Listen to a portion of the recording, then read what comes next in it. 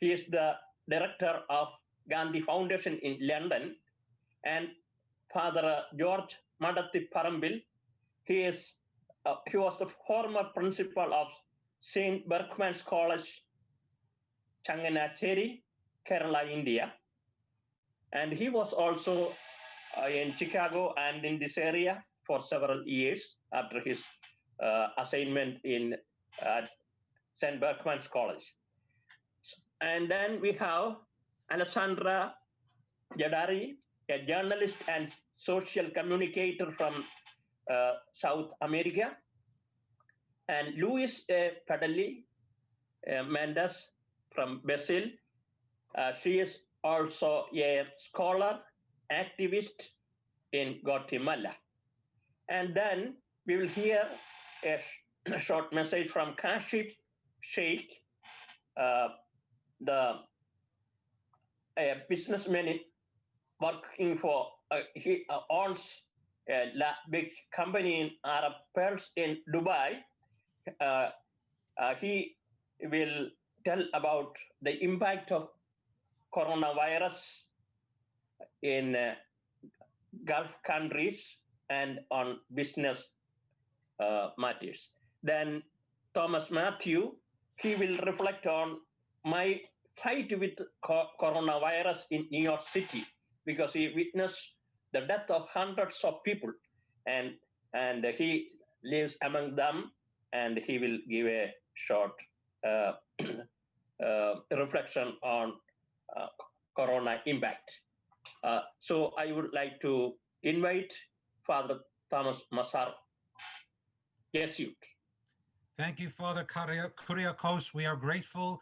We are in your debt for organizing this conference, along with the other organizers. What a splendid multicultural intercontinental experience it is. Yes. And I'd like to just start off by talking about for about 30 seconds about one of my great heroes for peace. And maybe you all know his name already. I actually have a picture of him.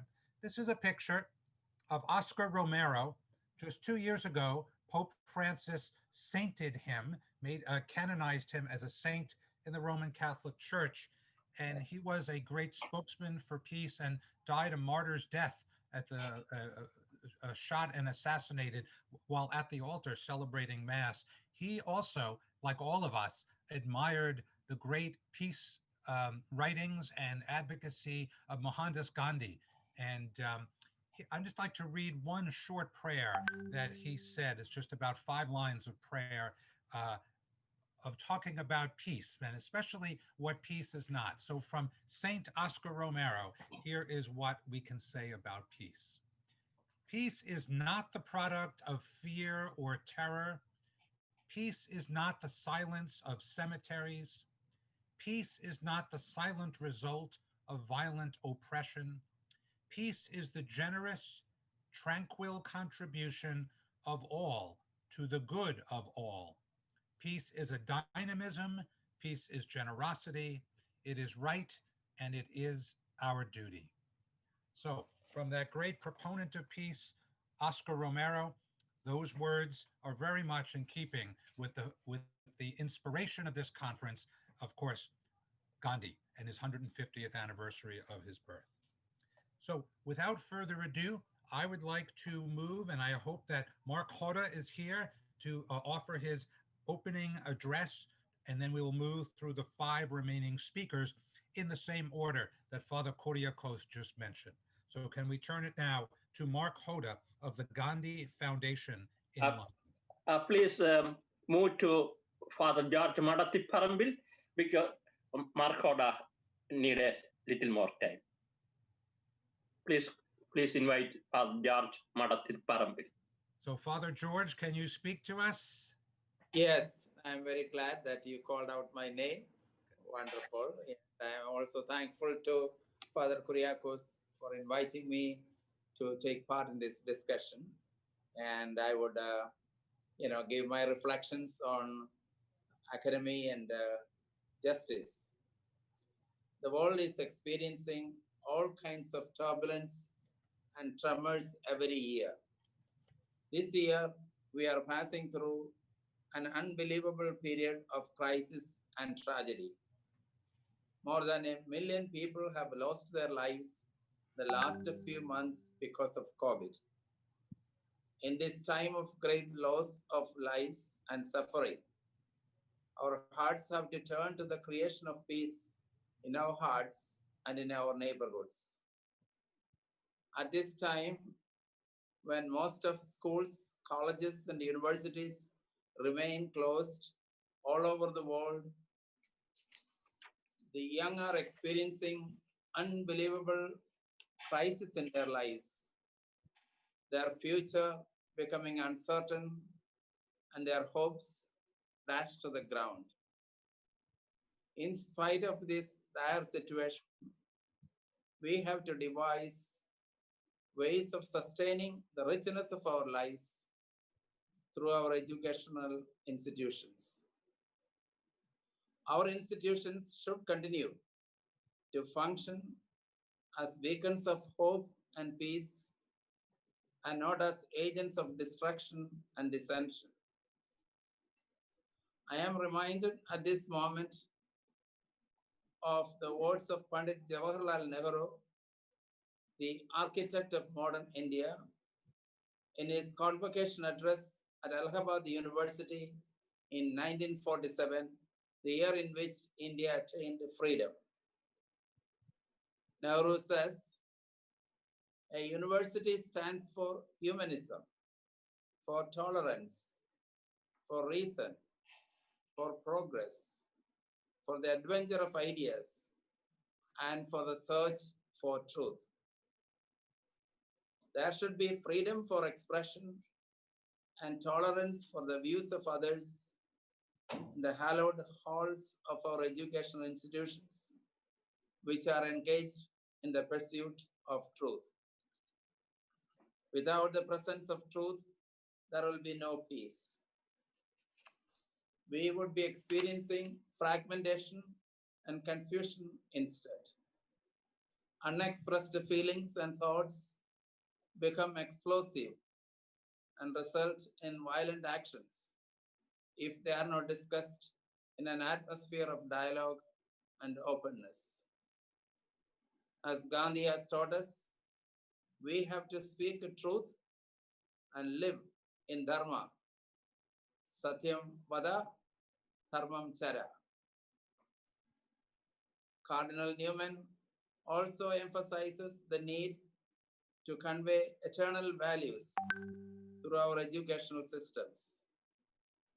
According to him, I am quoting him, it's education which gives a man a clear, conscious view of his own opinions and judgments, a truth in developing them, an eloquence in expressing them, and a force in urging them. He wants an underpinning of philosophical and theological training for education in order that the young minds may get the ability to think clearly and to see everything in relationships. Thomas Friedman, in his book, That Used to Be Us, he is a columnist of the New York Times. He speaks of the need to have a new vision for education, which consists in developing 3 C's: creativity, communication, and collaboration.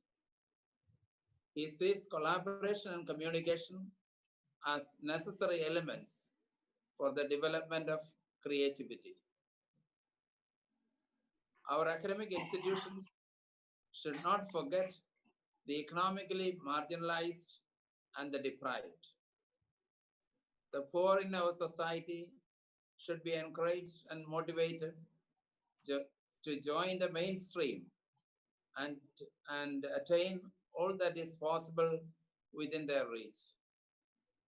Education should become a leveling force, bridging the gap between the poor and the rich. It should provide an anchor for stability and unity. The economically poor should be given special consideration and motivation so that they don't feel discarded or rejected in this march for progress. Facilities for education should become available to all the people, all strata of people in our society. But there is a vital deficiency in our educational system. In our extreme eagerness to be the best in everything, we forget to give the young moral formation and help them to develop character and discipline. In spite of the tremendous progress we have achieved in science and technology, there is an exponential increase in violence. Children, girls, and women are attacked and their lives snuffed out. Gandhiji does not feel any diffidence in pointing out this lapse in our educational philosophy. These are his words on education. An education which does not teach us to discriminate between good and bad, to assimilate the one and eschew the other, is a misnomer. Education hence should transform and humanize us and should become a transmitter of values that would help the young to become people of character as well as of knowledge. Sir Richard Livingston, a former Vice Chancellor of Oxford University, spoke of the function of education as an enhanced awareness of life. Education, hence, is meant to transform and humanize us so that we become transmitters of values that would make us people of character as well as of knowledge. These are my reflections on justice and academy, and I am sure Gandhiji's ideas would inspire us to establish justice in our society, in our educational institutions. If we don't care for the poor, if we don't support them to attain material well-being and moral upliftment, then the world would be in a deeper crisis. Thank you very much, and thank you all for listening to me.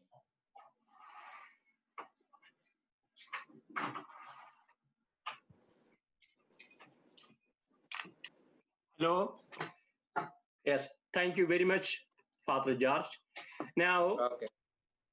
now the Mark Hoda, he is in London. He will present his Gandhi economy. That is his theme. He talk about Gandhian economy.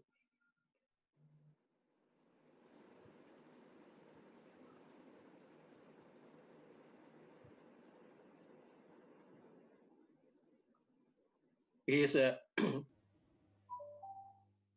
playing already recorded, and so video will connect. Excuse me, Father, we need some time to download it. Please. How many minutes? Father, 2 minutes. Some other person can continue. Yeah. Time to download it. Okay. Father Thomas, please invite the next person. After that, we will hear Hoda.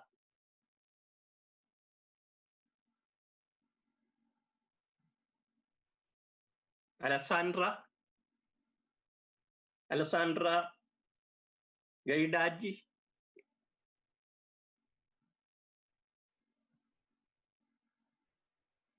Is it mute?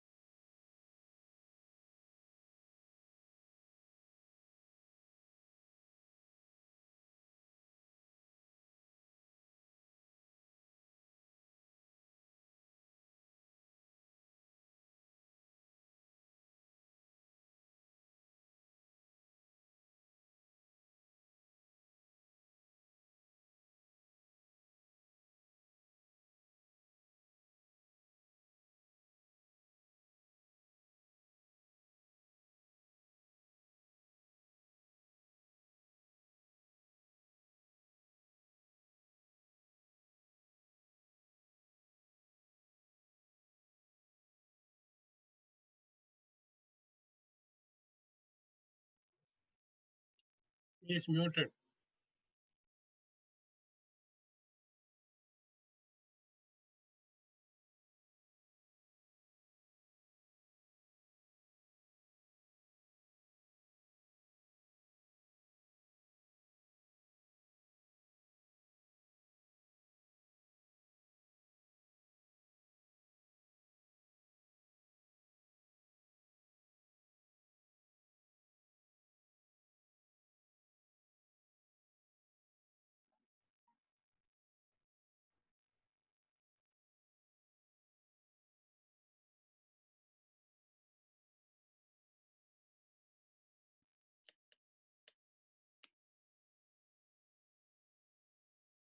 Hi, are you listen to me?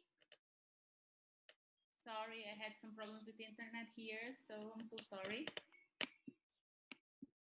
Um, I'm gonna need one more minute, please, just to check things here. Just a minute, please.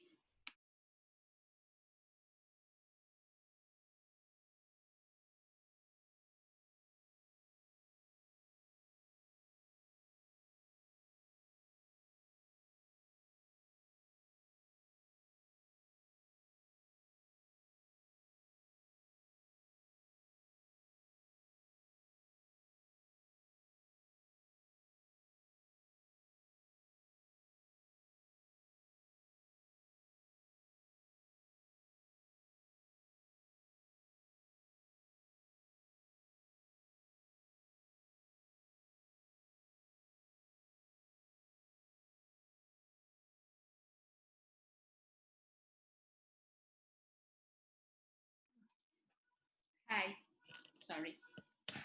Can you listen to me now? It's okay? Are you listening? Hi, are you listening to me? Yes. Yes, thank you. Thank you. Hi, everybody. I'm Alessandra Gaidardi Garucci. I'm a journalist and also a teacher and a researcher. I'm PhD in education, and my postdoctoral was about cultures of peace. I speak from Brazil, more specifically from São Paulo. I don't know if you know my place. I'm in the southern of Brazil. Okay. And what is peace after all? This is always a good question because there are so many concepts of peace. But effectively, we can say that peace is a state in which human beings feel respected in their humanity. Because no matter how different we are, men and women from all over the planet, it is certain that what unites us all is the humanity present in our hearts. This spark that makes us want more, that makes us evolve. Would then be an individual peace, independent of the world, or a piece of the world which was not intimately linked to the peace of each one of us? Neither. The peace of each and the peace of all is connected by an invisible fabric which only exists in the relation. Individual peace coexists with collective peace, and they only exist in the relationship itself. Peace does not work like a cake recipe. We can do it like this. Any magic formula that we try to apply will fail because peace is itinerant, it changes all the time. Because women and men change all the time. And only women and men can make peace. They may be in peace, making that choice daily, every minute. Peace is a place where we decide to go, where we decide to be. Peace cannot be imposed because it's not a prison. It is exactly its opposite. It's about freedom. To be in peace, it's to be free to be who you are, respected in your human existence. So, how can we teach it to someone just by words? It seems impossible. It's something that we learn when we feel respected. It's about a different kind of education that happens between humans when they are in a process of dialogue. Talking about cultures of peace is always a patched struggle. But the struggle doesn't need to mean conflict. It means change. It means movement. In the coming weeks, my manuscript, Pedagogy of Peace, will be released, and it's about my research on peace in education from a Freirean perspective. I believe that everyone here knows Paulo Freire. He is a Brazilian educator that have an expressive work with many contributions to the construction of a peace that's based on justice. From the liberation of depression that only dialogue allows, he presents in his writings many ways to have a more respectful education, both for students and teachers, and also approaches ways to respect be a commonplace in society. Based on Freire's studies, we maintain at 9 de Julho University, where I work right now, a research group on justice and peace called Dialogic Justice. This concept, which has its roots in restorative justice, seeks to rescue the idea of justice that reestablishes the natural order, that respects each human being in his humanity, a justice that is not primarily concerned with punishment. Here in Brazil, we have a very punishing justice, and this is a great struggle to us. I say rescue because this is the Ubuntu tradition. This is the tradition of the great human ancestors. Conflict was not always our place of justice. War was not always the human way of resolving things. Not least because attacking our brothers and sisters is painful. It breaks us too because we are all connected. Human history is marked by wars, but also by a lot of cooperation between men and women. We often choose to focus our history on violence, and this is just a choice that we can choose different. What will be the position of today's boys and girls when adults about violence if they study their story in a more human way? If they learn from childhood that their strength comes from union, that knowledge is the greatest human wealth and is available to everyone because we are all the same humans, heirs of this planet and of the history of civilizations. Isn't it easier to live in peace if you are sure that you are in the right place and that nothing makes you smaller or worse than other human beings? I speak from Latin America, Brazil, and everyone knows our place as a beautiful tropical paradise. Today, for an example, we have a temperature of over 37 degrees Celsius, something like really hot, on a beautiful sunny spring afternoon. Here in my desk, I have a beautiful orchid, and there's a yellow bird in my window. However, here is the place, blessed by God and beautiful by nature, as George Benjar would say. Here, social inequality reigns. Here, children from a very young age are reminded of the differences that separate them, and that should only be a cause of joy. They are presented to segregation since a very early age. Here we fight against racism, against misogyny, against cultural intolerance, against all kinds of prejudice. We are on a journey towards more respectful relationships, but it's still a long way to go until our children can look in the mirror and simply be proud of who they are. To be girls or boys, to be white or black, proud of their accents, proud of their roots, proud of their cultures, proud of the different. And this seems to me the great path to peace. We can only hope that men and women respect other men and women when they feel respected in their humanity, especially by themselves. It is a great honor to be here today, representing the work with peace done in such a dedicated way by Brazilian researchers.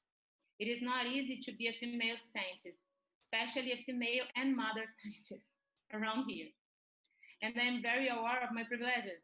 I am a Caucasian white in a society that values this standard. I had the opportunity to access higher education, and I'm reasonably pretty, what sometimes helps.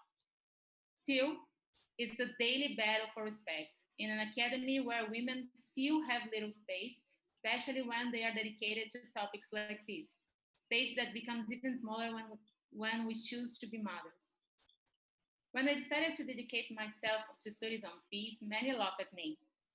Others tried to dissuade me by saying that I had a career ahead to dedicate myself to something as abstract as peace, something that nobody can really touch.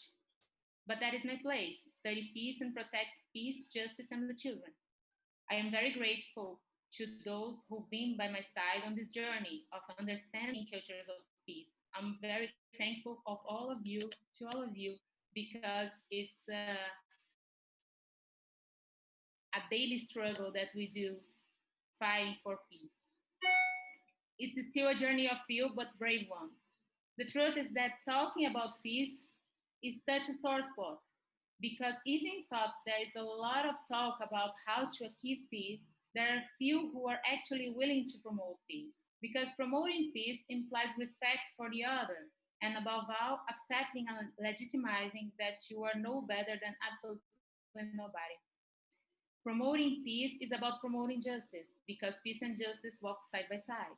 We all have a lot to teach, we all have a lot to learn, or in phrase words, I know, and I know that I ignore. Nobody knows it all, nobody ignores it all, and that is what makes us human. We humans are made of this stardust, always in motion, always changing. The dialogicity of relationships intends peace.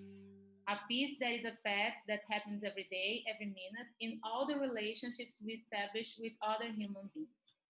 A peace that is possible because it does not demand a utopian state where everybody agrees, starting from the fact that we are all different, radically different, and peace born of respect for those differences, from the understanding that humanity is formed by differences, and this is our greatest wealth.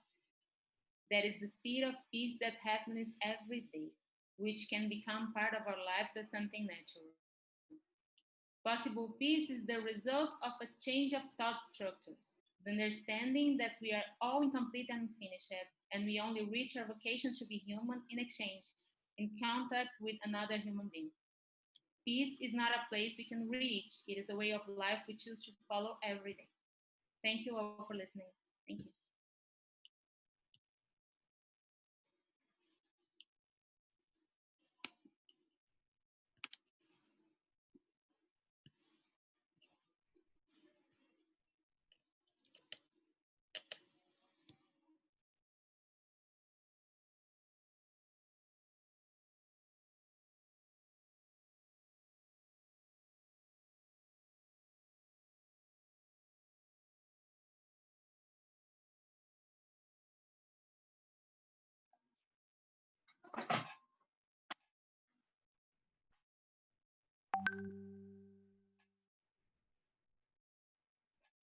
Okay, Philip, you can connect it.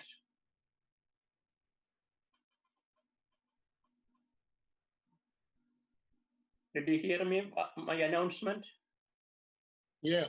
Yes. Okay. Yes. Okay.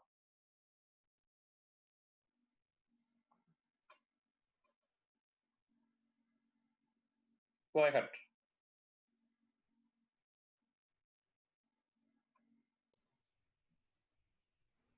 Okay. Go ahead.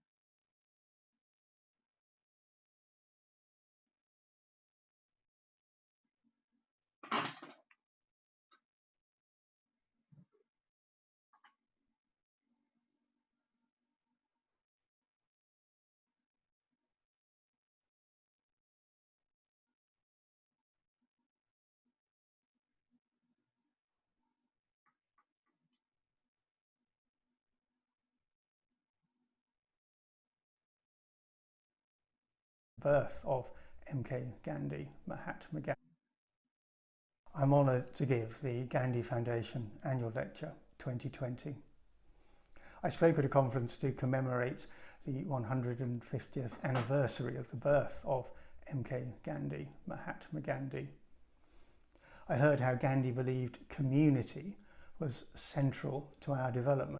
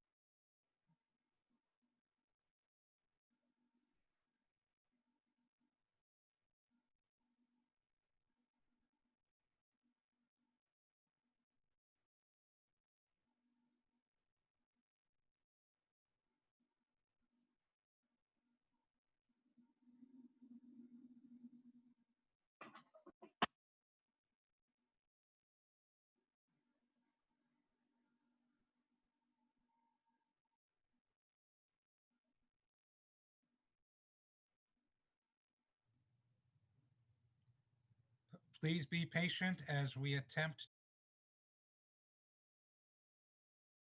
to hear the video presentation. I'm honoured to give the Gandhi Foundation Annual Lecture 2020. I spoke at a conference to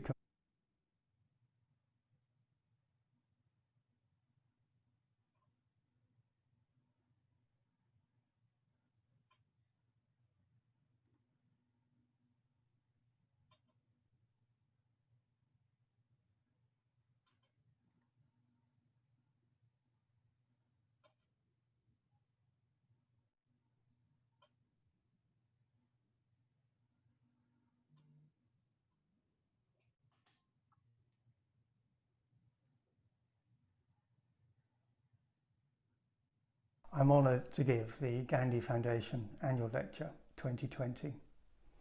I spoke at a conference to commemorate the 150th anniversary of the birth of MK Gandhi.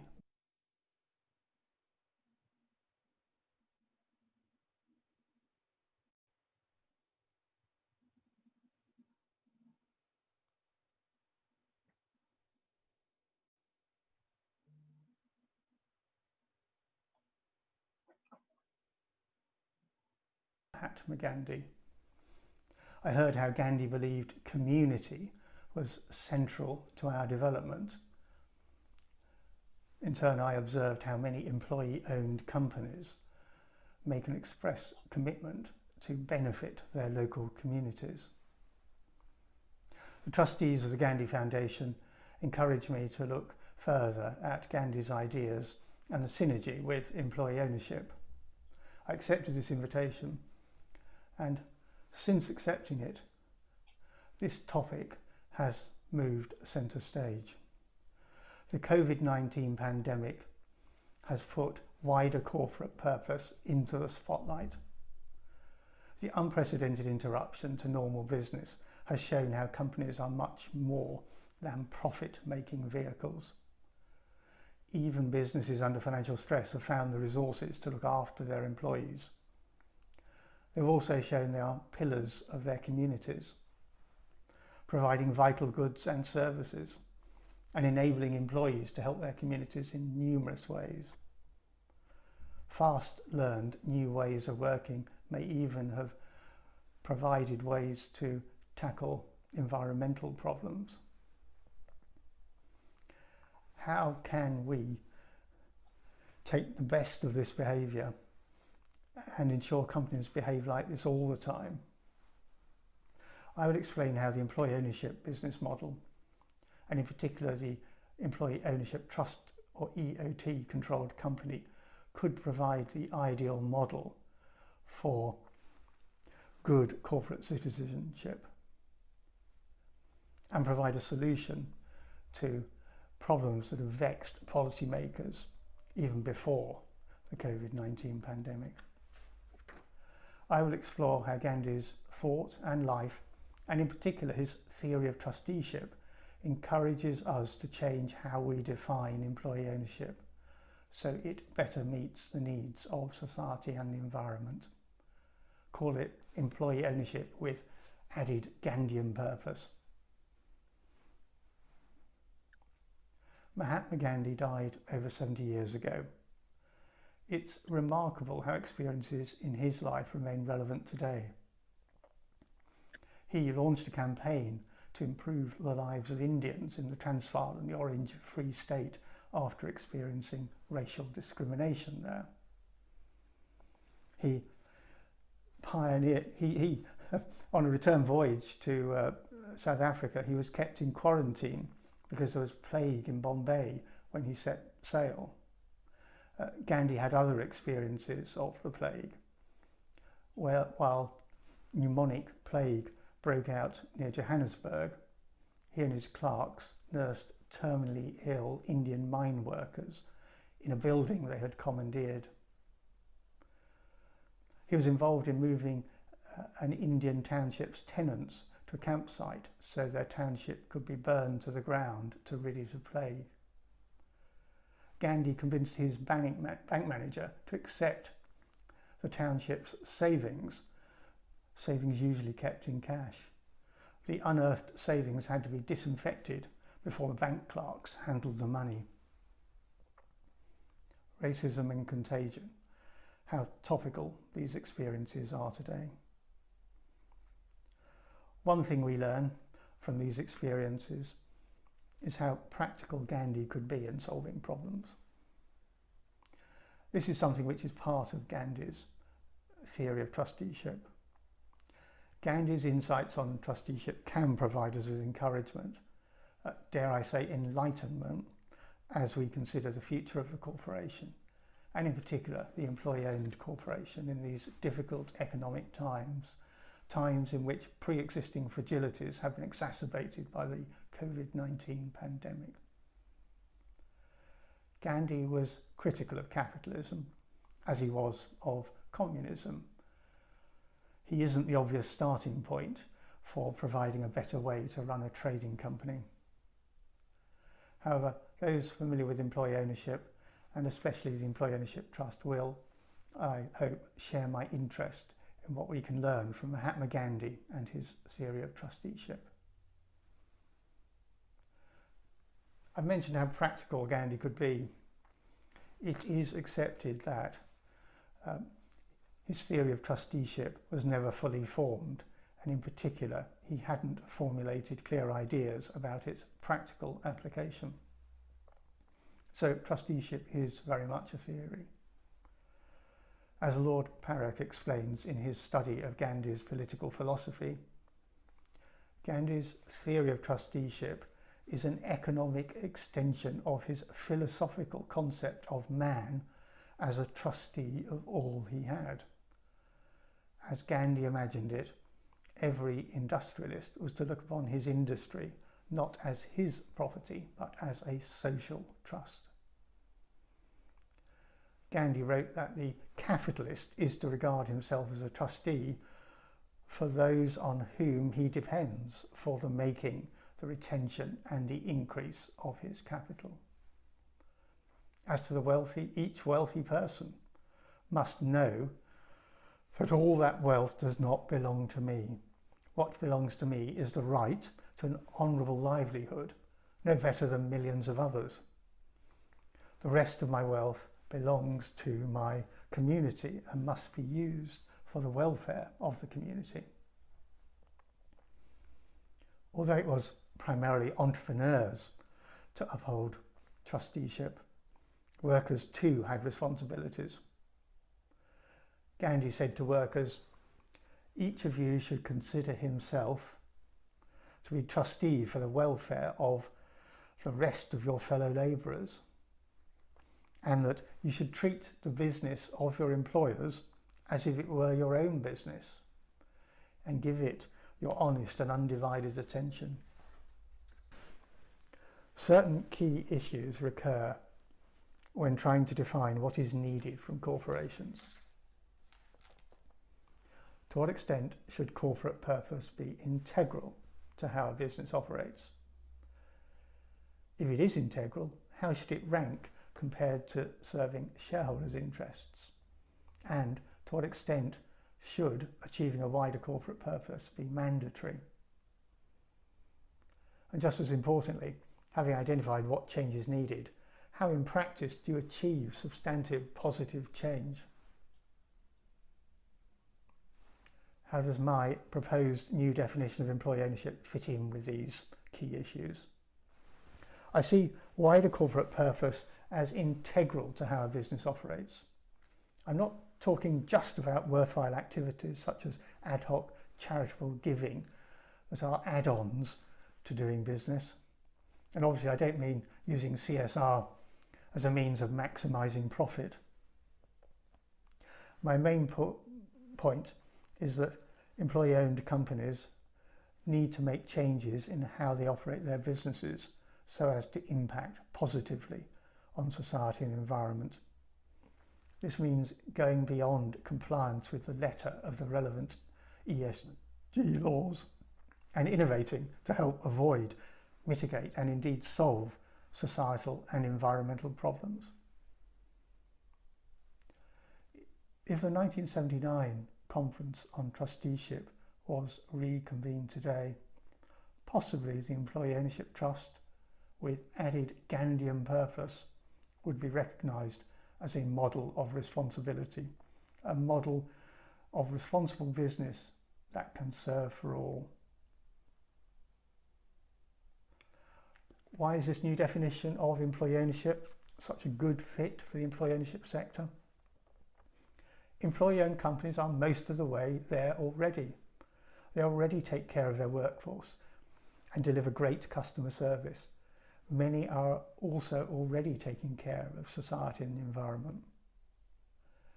Employee-owned companies have good systems of governance and accountability to ensure companies will fulfill these wider purposes, systems that can be readily adapted to include a broader corporate purpose. In particular, employee ownership offers the stability of ownership over the long term to achieve these wider purposes. And we need everyone's ideas to tackle social and environmental problems. Employee owners can provide these ideas. This new definition may sound a technical change, but for me it's part of a bigger need. And that's for employee ownership to be recognised as more than just a business model. Franchising is a business model. I want employee ownership to be more than that.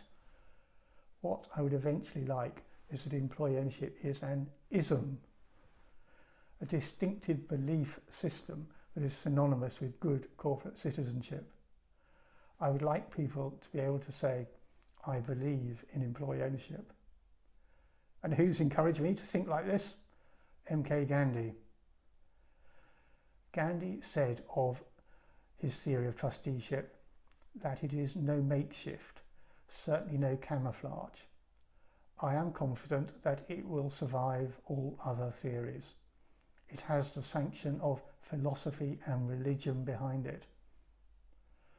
I can't claim the same of employee ownership, but Gandhi encourages us to be more ambitious in striving towards similar aims. We need to see positive changes in society and our relationship with the environment. What better dynamic to make these essential changes than to channel the energies of employee owners towards finding and implementing solutions? The employee ownership sector can become an exemplar for good corporate citizenship by embracing wider corporate purpose, a part of what it is to be employee owned.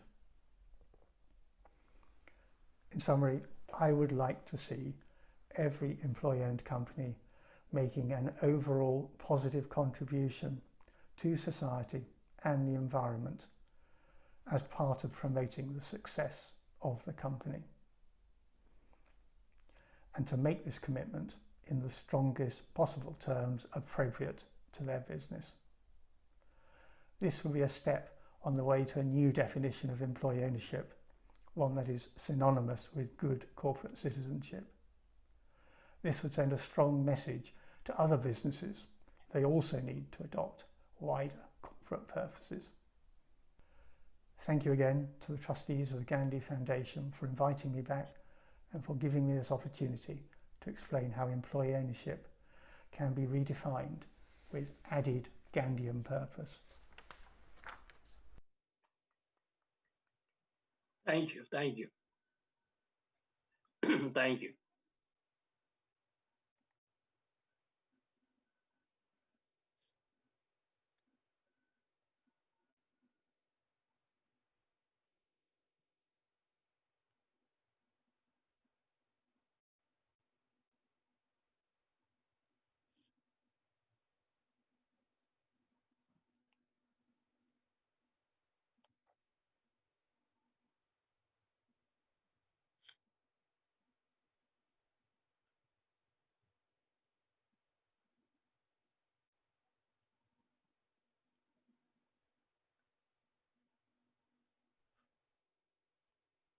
So Father Kuriakos, should we perhaps go to Kashif Sheikh next?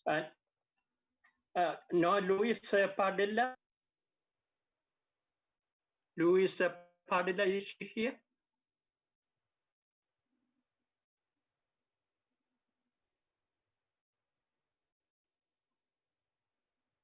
I don't think so. Okay, then you call Kashif.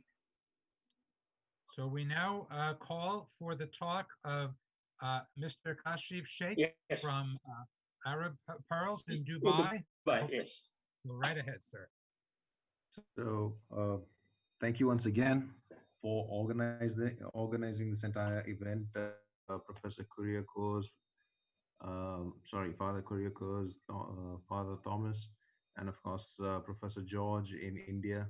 I attended some of the events that were there earlier today, and have listened to a few of the speeches, early in the morning, and it was quite interesting. Of course, the previous session also is quite interesting to learn on the takes of all the parties on the United Nations and the effectiveness in today's world. So I have a small presentation that I'd like to share. I'm not sure if I can get access to that. I could probably go ahead.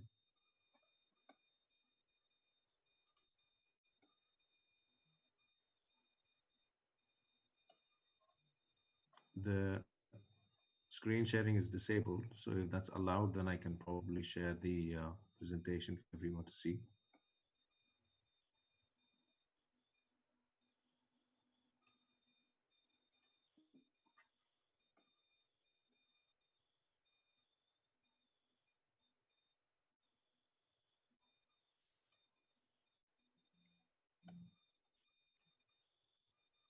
Yes, that's it.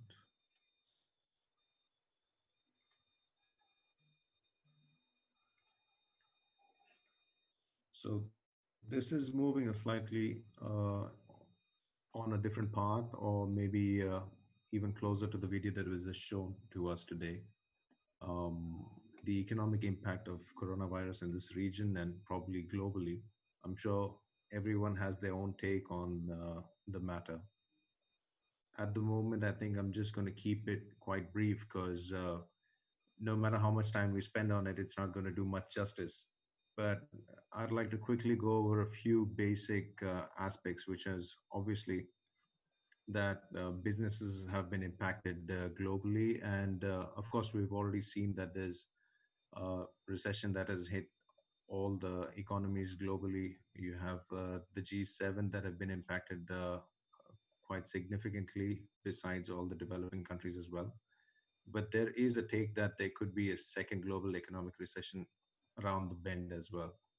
So this is a quote from Tom Orlick, who is the chief economist at Bloomberg.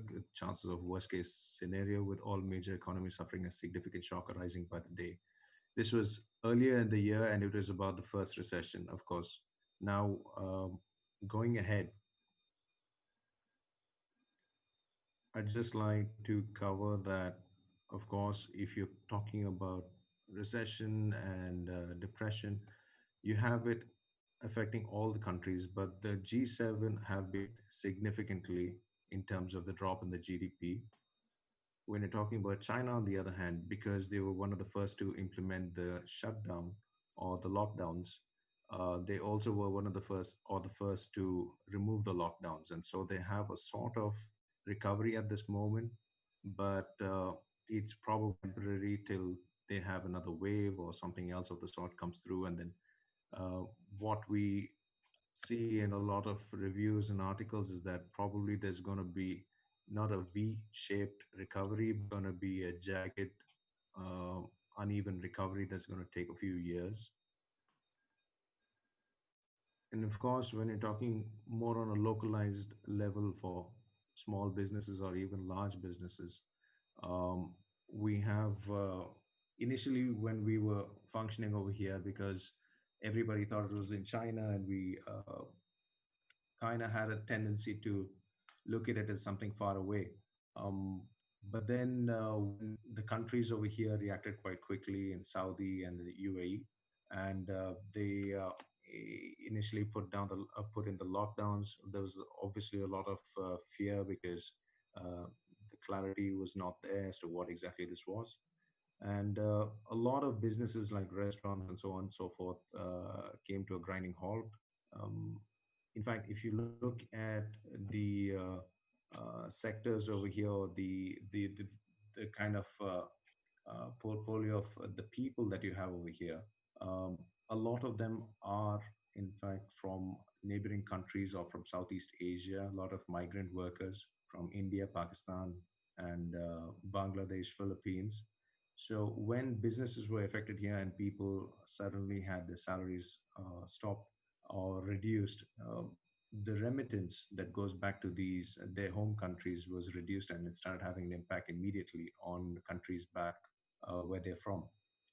After which, of course, to pick up now with the coronavirus just going on and extending, generating new businesses or even carrying out regular business was quite difficult, um, here and everywhere else. The same, generating new business leads or even having face-to-face meetings was all limited. It became quite difficult to continue on the relationships that were already built or build new relationships, because now you can't even meet people. So it's quite awkward for a lot of new businesses to start or generate new leads over a Zoom call. It just doesn't happen. Of course, with delayed payments from the clients and so on and so forth, it did have a major impact on a lot of the businesses here. We've had a lot of shutdowns.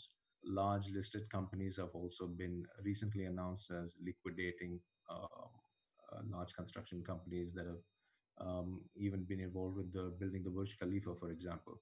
So now, with the current scenario, even though we have technology, we have Zoom, we have everything going, communication has been affected drastically. Either you're getting too many emails, too many messages, and you're missing out, or there's under communication, and because you're not seeing people, you're not getting enough information.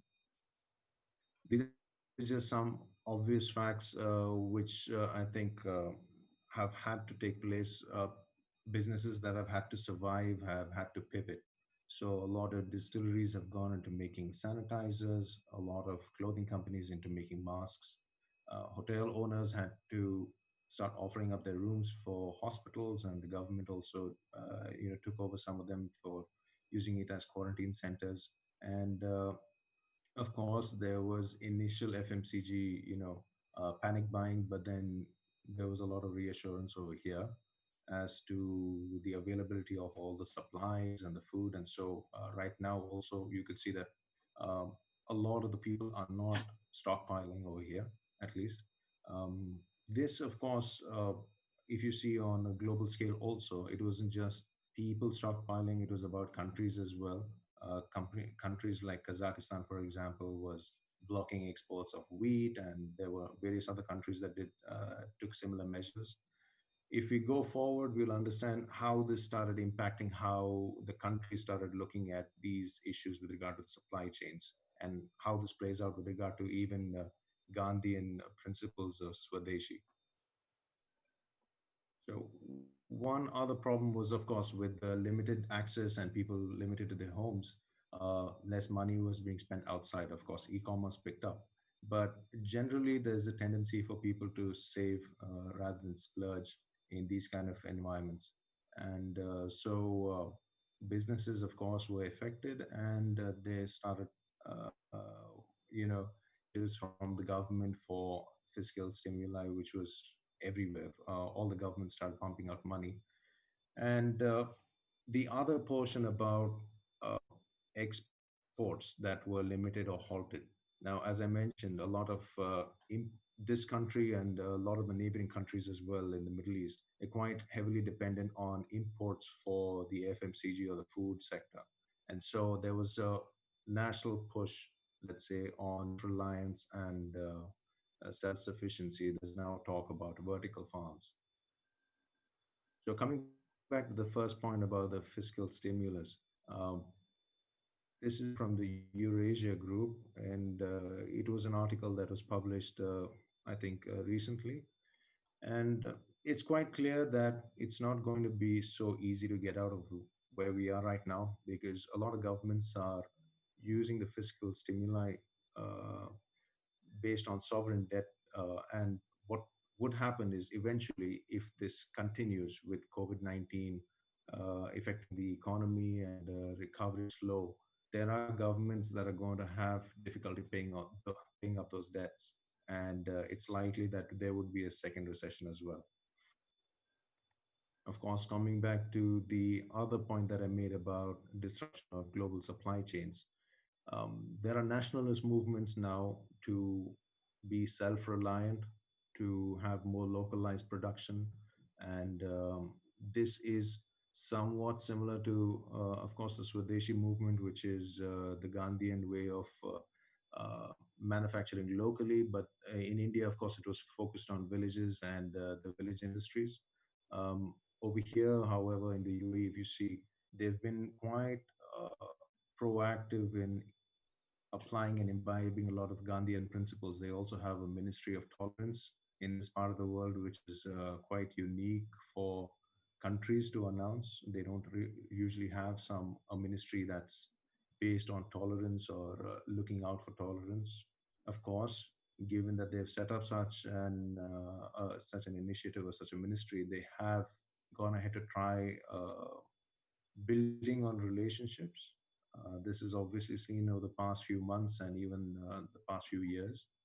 And going forward, you could see that there are things, even with regard to Swadeshi movement, that can be seen from the way they're making vertical. Talking about Mahatma Gandhi and the Swadeshi movement, and maybe the impact of COVID-19. Step back and stepping away from Middle East, let's have a look at India. Of course, the idea when this initially started was that the villages and village industries could be set up. The idea of migrant workers moving to the big cities would not be there. They'd be self-reliant. They'd be able to work and earn a living right where they are, being able to generate, an income for themselves without having to rely on the bigger cities or the jobs in the big cities.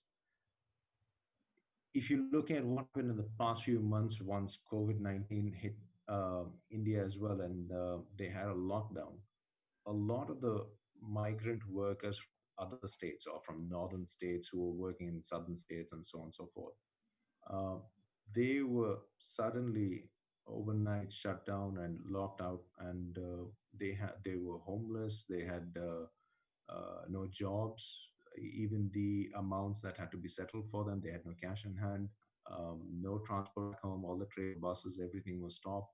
So there were people who were literally talking about walking thousands of kilometers back home, which was obviously a huge humanitarian crisis. Now, would this have been any better had Swadeshi movement been, more effective or implemented more aggressively? It's debatable. Over the years. You don't know what are the other impacts or other things that would have happened that could, affect this. Given that, of course, Swadeshi movement is not something new. It's from way back, in the 1900s. Um, it's not surprising that there is also an Indian actor who's been quite active in uh, helping out or solving some of the issues for the migrant workers to be able to get back home. They've also come up with an initiative called Pravasi Rojgar, which is with the intention of providing meaningful employment to these migrant workers in their hometowns or their homes. So it's not a new concept. It's probably just something that's been uh, pushed forward given the situation. And of course, if it's effective, I think it would go on the lines of what we were talking about today with regard to the Gandhian economy and Gandhian principles of, you know, uh, supporting villagers and migrant workers and improving self-reliance. So I think that's about it from my side. If there's anything, any questions, of course, I'm available. Thank you.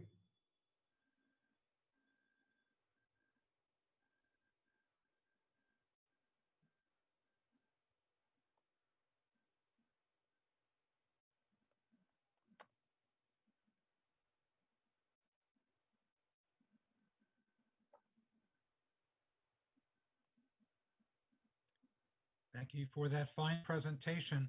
Father Kuriakose, the two remaining panelists, I'm not sure if they're on our call. Yeah, yeah. Let us call Thomas Matthew. If he is on the screen, he can present my fight with coronavirus in New York City. If he is available.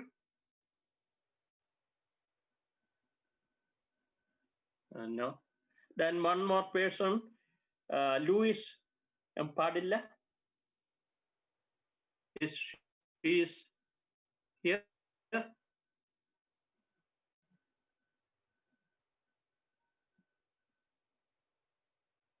Luis from Guatemala. No. Okay, then Father, you can invite questions. Any questions from anyone? Yes, let us invite questions. It could be for any of our speakers, yeah. or if anybody who's logged on would like to speak. And we would have to unmute. Any questioner would need to be unmuted. So that is a logistical challenge.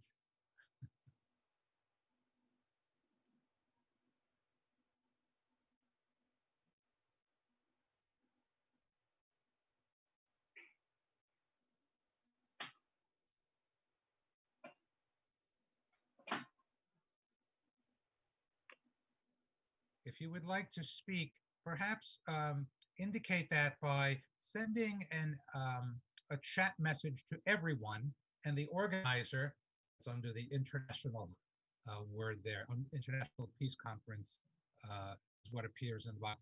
The organizer will unmute you, at least I hope so. So feel free to send a chat message directed to everyone, and then you could be unmuted.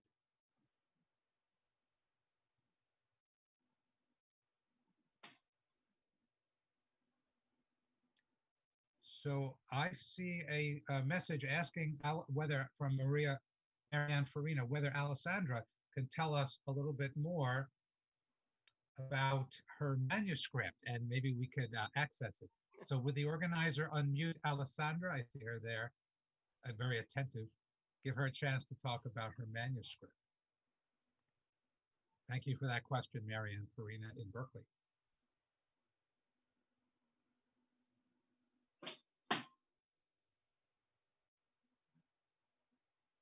Okay, I see Alessandra's lips moving, but we cannot hear her yet. Hi, okay. Now you're listening to me? Yeah. Now, good, thank you. Thank you all. I'm sorry again for the, hi Israel, hi. You know, in my speech, I said a little about the people who are we in this journey of studying cultures of peace, and Professor Azil Bakau is a great support. So thank you very much again.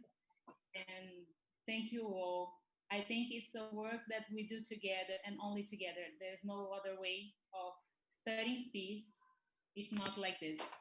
And about my manuscript, so let's talk a little about this. It's called Pedagogia da Paz, okay? Pedagogy of Peace. And it's based on Paulo Freire's works. The Paulo Freire, I don't know, do you know Paulo Freire a little bit at least? It's a Brazilian educator. It's very, okay, I think the world knows Paulo Freire. I'm not saying nothing so, well, but he fights against the questions, all the questions that are about, how can I say to you, the oppression. His work is mostly about the fight against oppression of the women, oppression of the poor, oppression of the Black people, oppression of everyone that is marginalized of somehow, some way. And based on his words, I worked with the concept of peace, because peace in Paulo Freire's works are not exactly like peace. In some ways, in some some places you can find the word peace, but mostly he just catches the concept of peace and puts it into the word, into another words, you know. But his his word, the Paulo Freire word, is the dialogue. He says all the relationships need to be based on dialogue, because other way they are not real. They can't let human be human. They can't let us have our humanity. And this is about my manuscript.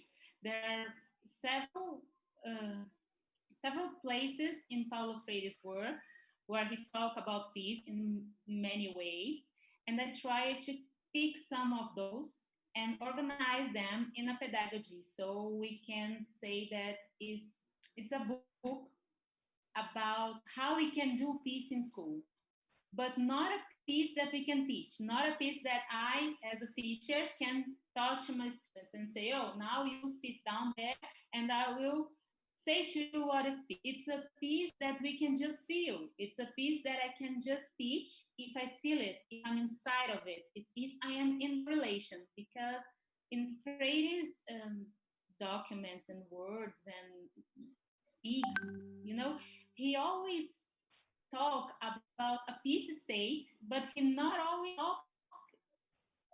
calls it a peace state. He calls it as a state of being human, because being human is being peace because you're respected. So the base of my whole work is that we can find peace if we go to the respect ways. The respect is always the way of humanity being in, in peace in any way, but mostly in school, because in school we teach every day our kids, our children, that they cannot have everything they want, because it's the way the traditional education does. And we don't need to do this anymore. We need to say them exactly the opposite. You can have it all. You can have the whole world. Just it's not so important the color of your skin. It's not so important if you're a girl or a boy. You know, and here in Brazil, these are discussions that got in places really kind of complicated. But you know, being, as I said in my speech, being a women scientist here is kind of complicated, and being a mother, it's kind of more complicated. So, and I think we need to say to the girls, since they're very young, that they can be scientists and they can be mothers and they can be whatever they want. And we need to say this to the boys too. We need to say this to everyone, because if school doesn't allow the peace to happen inside of it, we can talk about an education in peace. I don't know in the world if this is so famous as here, but here in Brazil, the topic education in peace is very expressive. But it talks about an education of mothers and fathers inside the homes, you know, inside their houses, educate their children, peace and everything. But when they go to school, what happens? That's my point. When they go to school, they learn to be in peace. And if we go to the studies of Paulo Freire, we understand that people are not something. We are being something all the way. We are always being something new. Every minute, every second, we choose to be something. And it's a movement. So I believe, and that's in what I try to pass in my manuscript, that peace is a movement. It's a movement that we start in the little relations that goes to all the relations of these children inside the school, outside the school. But it's a movement. It's a movement that only can be taught, that only can be understood if we feel it, if it is inside of us, and if we feel respect. We cannot expect that men and women respect other men and women if they don't feel respect, okay? Because they don't know how it feels. They can learn it because they don't know how it feels. And most of it, you can respect another people if you don't respect yourself. If you don't look to the mirror and say, whoa, I'm okay. I'm a great person. I'm a person so good as everyone else that's around me. I'm a great person. And that really don't have so much to do if I am a scientist or not. If I am a man, if I'm a woman, if I'm a mother, if I'm a black and white, if I'm tall, if I'm, you know, that just is not important. The important that is that I feel okay with what I see in the mirror. I feel respect from myself, and then I can respect other people. And just people, just teachers who respect other people, the other teachers, because I talk a little about this in my manuscript about the question of the respect is not something that just implies the relation between students and teachers. It's between teachers and teachers too. You know, we are all on the same place. We are all doing the same thing. We are all trying to let things better for humans, you know? So we are all together. And just a professor, just a teacher that respects himself, that looks to the mirror and says, okay, I am respected, can respect other people. And just a teacher who respects other people can teach respect to their students. And, you know, I think it's kind of this. Thank you very much, Alessandra. It sounds like the Freire theme of empowerment with a slightly different nuances and discourse, but it's beautiful. Thank you. Thank you. And let's Thank turn, you so much. wonderful. Let's turn to Professor Azriel Bakal Roj, who asked for us to ask a question. Go ahead, Azriel. Oh, he's been muted again. Can we unmute our participant Azriel 548842? Okay, go ahead, Dr. Azriel, you're ready. Thank you very much.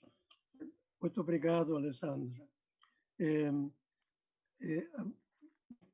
Brief comments about Freire, and I want to make a brief comment about Swadeshi, about the crisis after the COVID-19 pandemics. With Freire, there's much one could say, but a link to what we're doing today. When he was in exile after the military coup in Brazil in the 50s, he went to Chile. And then when Pinochet had his coup, in both cases with American intervention behind, he went to work in Geneva for the World Council of Churches. And clearly enough, his boss in Geneva was a Swedish theologian person, and I've interviewed him because it's an unknown story of Freire that should be made public. The second point is that in the World Social Forum in Mumbai, we had tremendous, very big, I don't know, thousands of people in attend, and we had a discussion, a dialogue between Freirean education and Gandhian education. Representing Gandhian education was Narayan Desai. His father was Mohadev Desai, Indians know. He was Gandhi's personal secretary. He died in British colonial prison. Narayan grew up with Gandhi, like a substitute father, very close to him. So we had this unique opportunity, thanks to the World Social Forum, to converse from the Freirean approach to the Gandhian approach, and then a Peruvian sociologist, Aníbal Quijano, gave an input from a not Marxist, but Marxian approach. So that was one point. And then maybe last about Freire received the UNESCO Peace Education Award, I think was 1974. And what he said speaks for how Latin Americans approach peace education. Because in Europe, you could do peace education in different ways. But what Freire emphasized was the need to articulate justice and peace, justice as the basis of peace. So in Latin America, and we will listen soon to Pietro, we speak about justice and peace as it's part of the struggle. So that was just maybe a last comment. In 72, there was a meeting of the International Peace Research Association in Germany, and the Peace Education Commission was just beginning to develop as a specific focus on education in the International Peace Research Association. And we made a very early clear connection between Freirean approach to education and peace education. Why? In a way, Alessandra hinted at that. Because Freirean education is transformative. It's not just to raise awareness.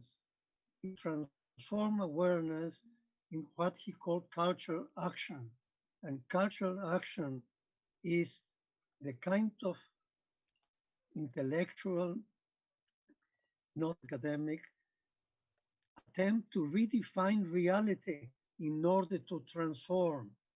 So when Alessandra said, and she quoted Freire, he said, I'm not, I'm becoming, I'm being, it is how we cross from the verb, from the word to the deed, the transformative change of oppressive structures. And that was a position like the Pope today for the dispossessed, for the excluded, for the forgotten of the world. About Swadeshi, I found out because in my teaching, like in Peru and in Mexico on development, Swadeshi was not in the text. Could read development from day, but Adam Smith, but no reference to Swadeshi. So what we did at the Catholic University in Peru a few years ago, we introduced Swadeshi, and we had a little piece in Spanish with excerpts from Swadeshi as a way to introduce the notion of of self-management, self-rule, as Kashif mentioned. But then I have an overreaching question to Kashif. The world that we want in the post-pandemic era, in the post-COVID era, even though COVID might be with us in the future, is that the world that was before, what was business as usual, normal business as usual? Is that the world that we want to support in the future? And I question that because many people are discussing today that it's impossible to continue feeding the world we live in with fossil fuels. It's impossible to keep the rate of consumption the way we have it now. We are pretty much consuming Earth resources, non-renewable resources. So the thrust that seems to come towards the future is, first, you need to feed people nutrition, and it's not commercial agriculture doing the job, it's mostly family, community agriculture, small agriculture, agriculture, eco-agriculture, and then health. The COVID pandemics revealed very clearly the importance to have a functioning quality public health. Sweden had it, but when the pandemic came, they were not as well prepared as Finland was, because Finland had experience of war, Sweden didn't. So they privatized everything, and they were panting for oxygen, literally speaking. Many health personnel died because they were not protected properly. Many old people died because they had privatized and not taking the right precautions. So when we discuss the topic that you addressed so well, Kashif, was very well presented, I want to challenge our imagination to go beyond. That was my comment. Thank you.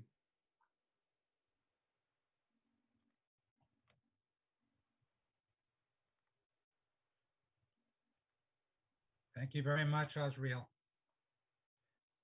I have a request I see from Kashif Sheikh to be unmuted. So can the organizers unmute Dr. Sheikh? Thank you. Thank you for the comment. I appreciate the feedback. I do understand that it can't go back to the way things were before.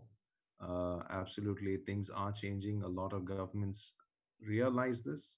Even within Europe, they understand that if they have to move forward, there has to be more environmental, social governance initiatives. There have to be changes with regard to the sources of energy, the pollution, even the consumption, in fact, basic consumption with the carbon footprint that people have across, that has to be reduced. It all starts again, as we were talking about education in schools with regard to peace. Even this, with regard to consumption, is something that needs to be taught to kids at an early age about satisfying their needs, not their wants. And I appreciate your point. Of course, my presentation would not be able to cover everything going forward, and all the other initiatives coming up. But definitely, I see your perspective, and yes, everybody has to take a step back in terms of consumption, and has to change the direction in which things are going. It can't go forward the way it has been so far.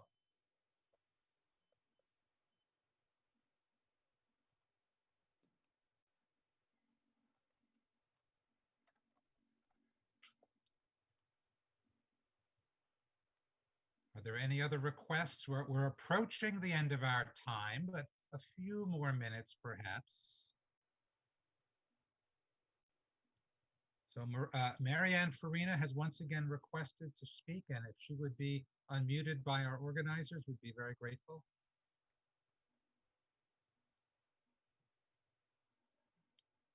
Please unmute M. Farina at dspt.com.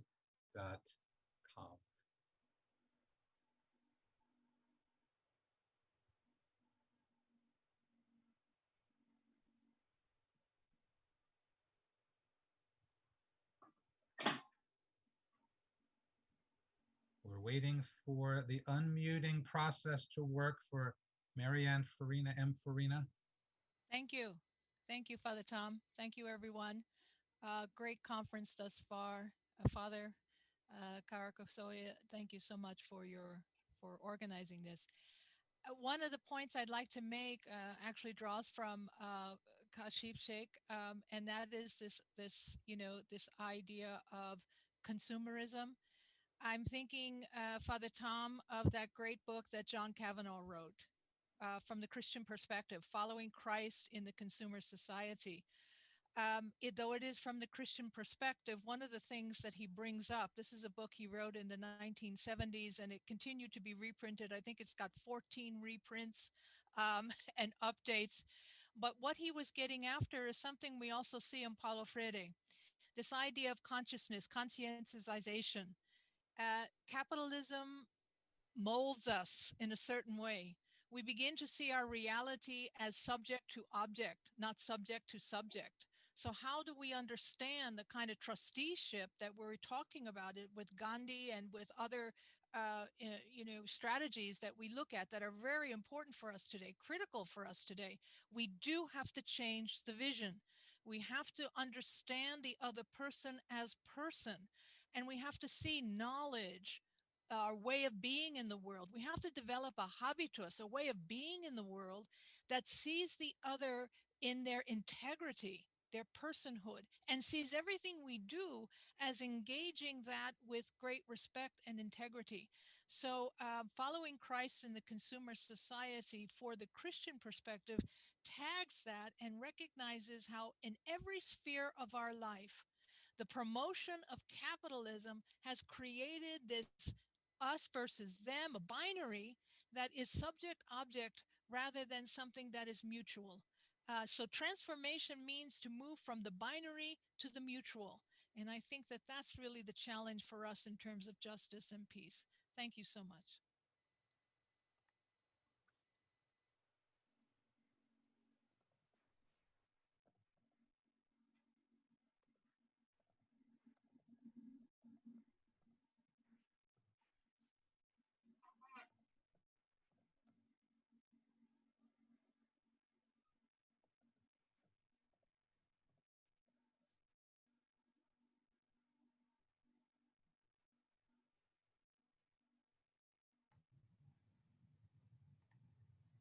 So thank you for all those comments. There are some further comments in the chat box.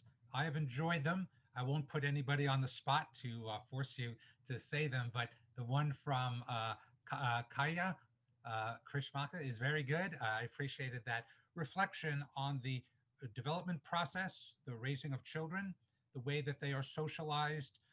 And there are so many forces, as Sister Marianne Farina just said, so many forces like consumerism that lead us in the wrong direction, away from peace, away from justice, that need to be overcome. And I think that Dr. Alessandra earlier in her presentation talked so much from the perspective of Paulo Freire about the need to overcome the barriers to peace. Of course, that includes disempowerment, which is a very broad term, but includes all of the problems that I've heard you all speak about, including racism and misogyny and discrimination of all sorts against all kinds of people, including refugees and asylum seekers, which hasn't come up much, but Gandhi would certainly appreciate that. Father Koryakis, do you think that our time is almost finished? I'll make a final comment. We can wind up. Yes, thank you, Father. I would just like to wind up with offering yet another prayer. It's even shorter than the first one, from the new saint just 2 years ago in this month, October of 2018. As I said earlier, Oscar Romero, who had been the Archbishop of El Salvador, San Salvador, the capital of El Salvador, was sainted. Pope Francis presided over the canonization Mass in October of 2018. And I've been inspired. The prayer that I read you before was one of the things he said about peace. But I'd like to end on the even more positive note. It's a note about love. And he wrote these 3 lines about the power of love to bring about peace and justice. And in our COVID times, this era of COVID that most of the speakers helped us to understand, these words will be even more encouraging than ever before. Here's what Oscar Romero wrote in the 1970s. Let us not tire of preaching love. It is the force that will overcome the world. Let us never tire of preaching love.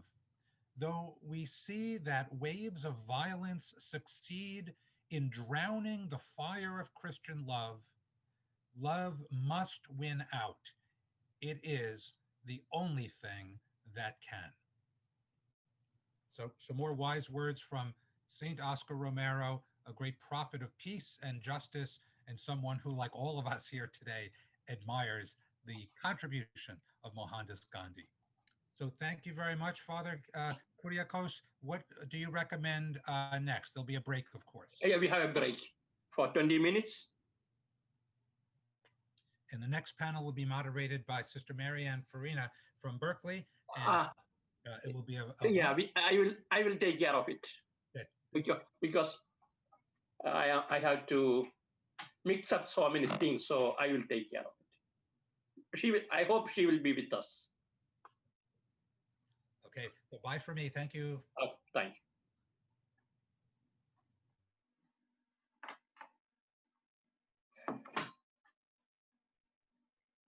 Thank you all, our friends. Father Massaro, thank you for prompt appearance and your responsible dealing of the session. I appreciate that. And Mark Hoda, he also took pain because he was not free on this day. The same way, Father George Marathiparmbil had a late talk because in India it is almost midnight. And the same way, journalist and social communicator from Brazil, Alessandra, she also did a wonderful work. And Kashif also, maybe he is also in midnight in Dubai, but he took pain to accept our invitation to reflect on the situation of and the impact of coronavirus in Gulf area. Thank you all. On behalf of the organizers, we thank you all. Thank you. Thank you.